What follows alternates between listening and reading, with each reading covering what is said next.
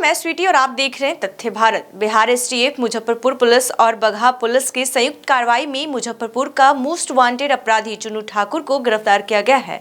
दरअसल बताया गया है कि पुलिस की संयुक्त कार्रवाई में नेपाल रक्सौल सीमावर्ती क्षेत्र में सफलता मिली है। पुलिस ने मौके से कई सामान बरामद किए हैं। वहीं मुजफ्फरपुर पुलिस के द्वारा गिरफ्तार अपराधी को मुजफ्फरपुर लाया गया, जहां पूछताछ के दौरान उसके निशानदेही पर चुन्नू ठाकुर के घर पर तलाशी ली गई, जिसमें कई सारे डॉक्यूमेंट्स बरामद किए गए हैं। आपको बता दें कि जिस तरीके से गिरफ्तार अपराधी चुन्नू ठाकुर के ऊपर दर्जनों मामले दर्ज हैं, वह पुलिस ने उनके ऊपर 3 लाख का इनाम भी रखा था।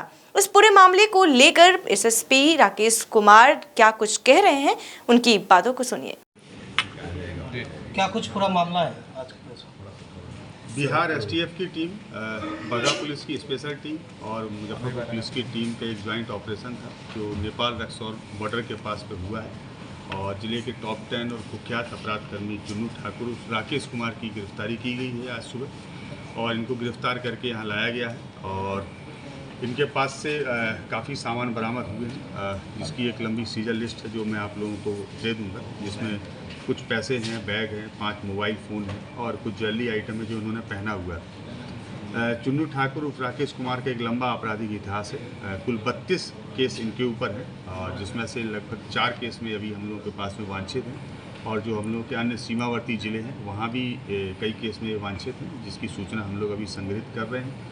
आज दिन भर की लंबी पूछताछ के उपरांत इनके घर पर भी एक डिटेल सर्च किया गया है, जिसमें एएसपी टाउन और डीएसपी साइबर जो महिला पदाधिकारी हैं उनकी टीम थी और इस पूरे सर्च के दौरान उनके घर से भी बहुत सारे एटीएम कार्ड्स हैं, डेबिट कार्ड्स हैं, यूनियन बैंक के पासबुक हैं, चेक बुक्स हैं, काफ़ी ब्लैंक चेक्स हैं, कई लोगों के प्रॉपर्टी के डॉक्यूमेंट्स हैं जो दूसरे लोगों के नाम से, कई सारे बसेस के चालान हैं और कई सारे बसों का हिसाब है, जिससे प्रथम दृष्टि ऐसा लगता है कि वो शायद जो है लेवी या रंगदारी के रूप में पैसा रहा होगा।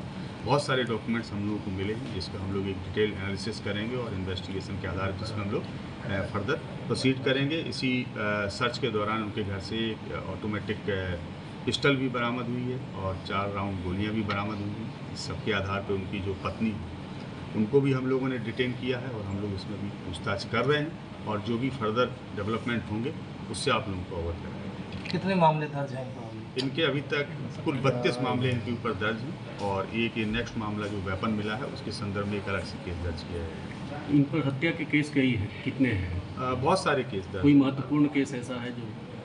कई महत्वपूर्ण केस दर्ज हैं इनके ऊपर। अय्यापुर में 2019 में एक हत्या का केस है, कांटी में एक हत्या का केस है, सदर थाना के अंतर्गत हत्या के केस है। तो एक बहुत लंबी लिस्ट है इनके ऊपर। 32 जो केस हैं वो सारे केस या तो मर्डर के हैं या आर्म्स एक्ट के हैं या फिर लूट के। काफ़ी वर्षों से फरार चल रहे थे।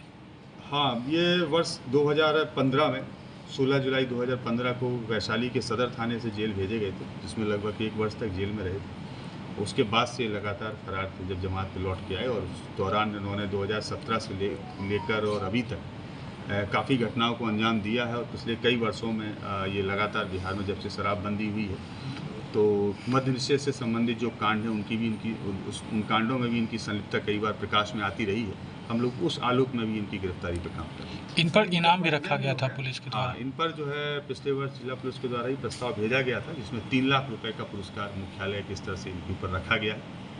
बाहर ने इनके परिजन द्वारा हंगामा भी करने की सूचना है। हाँ, इनके परिजन यहाँ पर आए हुए थे। जो उनके घर में जो सर्च किया गया है उसका इन लोगों का विरोध था, क्योंकि सर्च में बहुत सारे ऐसे डॉक्यूमेंट्स मिले हैं जो इस बात को प्रूव करते हैं कि इनके द्वारा बहुत इलीगल तरीके से पैसा को कमाया गया और हम लोगों के इन्वेस्टिगेशन में अब इनकी जो संपत्ति है वो भी अनुसंधान के दायरे में होगी और इनके द्वारा जो जो प्रॉपर्टी बनाई गई है, इसके अलावा जिन जिन लोगों के ATM card, debit card, passbook या चेकबुक हम लोगों को घर पे मिले हैं, अब हम सब उन सब के ऊपर भी अपना अनुसंधान करेंगे। प्रॉपर्टी कब्जा वगैरह का भी शिकायत काफ़ी मिल रही थी। कई प्रॉपर्टी के डॉक्यूमेंट्स मिले हैं तो लेटर अनुसंधान में पता लगेगा कि वो प्रॉपर्टी के डॉक्यूमेंट्स किनके हैं और कैसे इनके घर पर आए और किस उद्देश्य से वो डॉक्यूमेंट्स इनको दिए गए। तो यही रखा जाएगा या बाहर भेजा जाएगा जी? नहीं, अभी तो इनको यही माननीय न्यायालय में अग्रसारित किया जाएगा और उसके बाद में फिर हम लोग डिसीजन लेंगे, क्योंकि ये गोपनीय प्रक्रिया है इसलिए इसको डिस्क्लोज करना उचित नहीं है। पत्नी को उनको डिटेन किया गया, अरेस्ट किया गया? अभी उनको डिटेन किया गया है, हम लोग पूछताछ कर रहे हैं और पूछताछ के जैसे फैक्ट्स आते हैं, गिरफ्तारी होगी तो आप लोगों को सूचित किया जाएगा। लेकिन अभी तक की पूछताछ से ऐसे संकेत प्रकाश में आ रहे हैं कि हम लोग उनको गिरफ्तार करके माननीय न्यायालय में अग्रसारित करेंगे। Thank you. तो आपने सुना कि किस तरीके से एसएसपी राकेश कुमार ने क्या कुछ कहा। ऐसे ही तमाम खबरों के लिए देखते रहें तथ्य भारत। धन्यवाद।